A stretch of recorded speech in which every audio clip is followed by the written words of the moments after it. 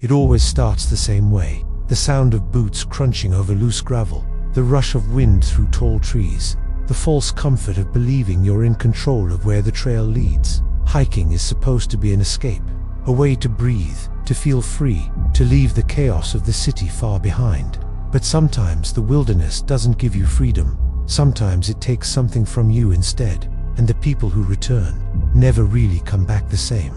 The first story comes from a man named Eric. He was 31 when he decided to hike alone in the Colorado back. He'd done the trip before, but this time he chose a longer, more remote trail. He set out early in the morning, the kind of day when the air is sharp and clean, and the only sound is the river echoing far below.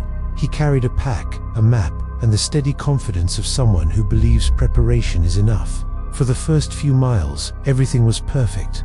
The trees opened to reveal mountain peaks lined with snow, the ground dusted in gold leaves that scattered as he walked. But as the hours passed, he noticed something strange. The trail markers, the little blazers painted on the trees, looked faded. Some were gone altogether. At first he brushed it off, thinking he'd wandered a little off the main path. But when he checked his map, the terrain didn't line up. That was the first crack in his confidence. And that's where psychology comes in. When you realize you might be lost, your brain begins to split into two voices. One says, stay calm, just retrace your steps. The other whispers, you're deeper in than you think. The more you walk, the worse it gets. That second voice is panic, and panic kills faster than hunger or cold. Eric tried to follow the river downhill, but as daylight slipped away, the forest grew darker. The shapes of trees looked like people standing just at the edge of his vision. He swore he heard footsteps behind him, but every time he turned, there was nothing. That's when paranoia takes over your brain, invents threats so you'll move faster, burn more energy, make mistakes. He stumbled, scraped his hands raw on the rocks, and for the first time in years, he cried. By dawn, he found the trail again, but something inside him had changed. He made it back to his car, back to the city, back to the illusion of safety. But months later, he admitted he still hears the sound of those phantom footsteps whenever he's alone. That's the thing about being truly lost. You can find your way home, but part of you never leaves the forest. The second story comes from a woman named Kayla, who hiked with two friends in the Smoky Mountains. They started their trip as a casual weekend getaway. 3 young women eager for adventure. The trail was crowded at first. Families and couples with day packs, but the deeper they went, the emptier it became. By late afternoon, they hadn't seen another soul for hours. That's when they came across the cabin. It wasn't on their map, just an old structure hidden between trees, its roof sagging under moss and rot. They laughed about it at first, even joked about spending the night inside. But as they drew closer, the laughter stopped. The windows were boarded from the inside, and nailed to the door was something none of them will forget. A single hiking boot, torn and stained, nailed like a warning. Fear is contagious. One girl said they should leave immediately. Another insisted they check inside, curious in that reckless way youth often is. Kayla stood in the middle, torn between logic and the pull of something darker. Curiosity is a psychological trap. It tells you that understanding the unknown will make you safe, when in reality, some things are better left unseen. They never opened the door. They turned and left, half running back to the trail, hearts pounding.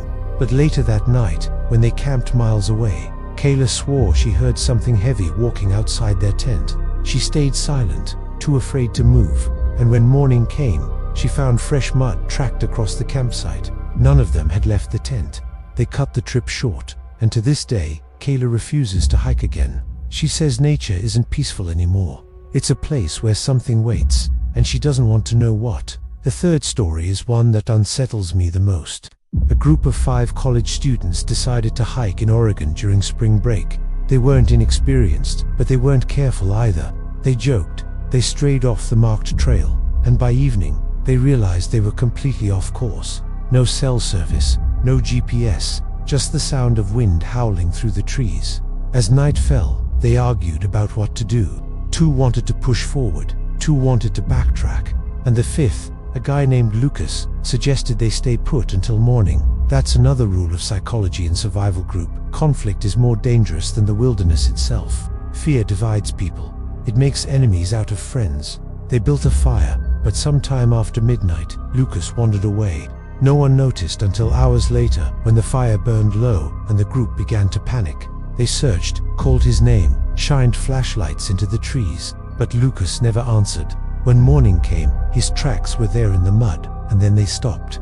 No return path, no signs of struggle, just gone. The others made it out 2 days later, dehydrated and shaken. Rangers searched for weeks, but Lucas was never found. Some say he lost his mind. That panic drove him deeper into the woods until exhaustion took him. But one of the survivors swears they heard his voice calling long after he disappeared, a whisper carried on the wind, always just behind them, never close enough to see. That's the line where psychology and horror blur. Was it the forest itself, or was it their minds, replaying the absence of someone they knew they'd never see again? The last story comes from an older man named David, who spent most of his life as a park ranger. He knew the wilderness better than anyone, and he used to laugh at the idea of being afraid of the woods. But one trip changed everything. It was late September when he decided to take a solo hike deep into Yosemite. The air was cool, the leaves beginning to turn, and the trails were nearly empty. For the first day, everything went smoothly, but by the second night, he noticed something strange.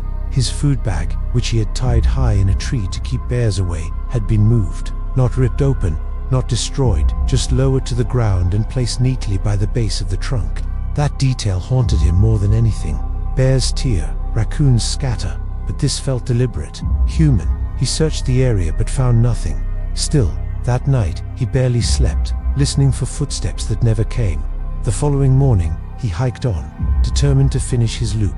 But as the sun dipped low, he saw something ahead on the trail that stopped him cold. His own footprints. Not from that day, these were days old, pressed deep into the dirt. Someone had been following his exact route, just behind, shadowing him. Psychology tells us that the fear of being hunted is primal. It strips you of rational thought, floods your body with adrenaline, and convinces you that every sound, every shadow, means death. David described it as the most helpless he had ever felt, not from animals, not from the forest, but from the certainty that another person had been out there, studying him, waiting. He cut his hike short, moved fast, barely stopping to eat or rest. By the time he made it back to civilization, his body was exhausted, but his mind was worse. He still hikes, but only on crowded trails, never alone and never at night. He says the silence doesn't feel empty anymore. It feels like someone is in it, watching. And that's the thread that ties all these stories together. Hiking promises freedom, beauty, and solitude, but solitude cuts both ways. When the forest swallows you, it takes more than your bearings. It takes your sense of safety. It leaves you with the weight of paranoia, the echo of footsteps that may not exist, and the memory of knowing that sometimes you don't walk alone. Psychologists call it the survivor's echo. When trauma burns itself into memory, the body relives it even in safety. A creak in the floor, a branch snapping outside, and suddenly you're back there, lost, hunted, helpless. That's why people say they never returned the same, because part of them never did. The scariest monsters aren't hidden in caves or waiting in the trees. They're in the silence, in the unknown, and in the way the human mind can turn on itself when fear takes root. Out there, in the wilderness, you don't just face the dark, you face yourself. And sometimes, that's the most terrifying part of all.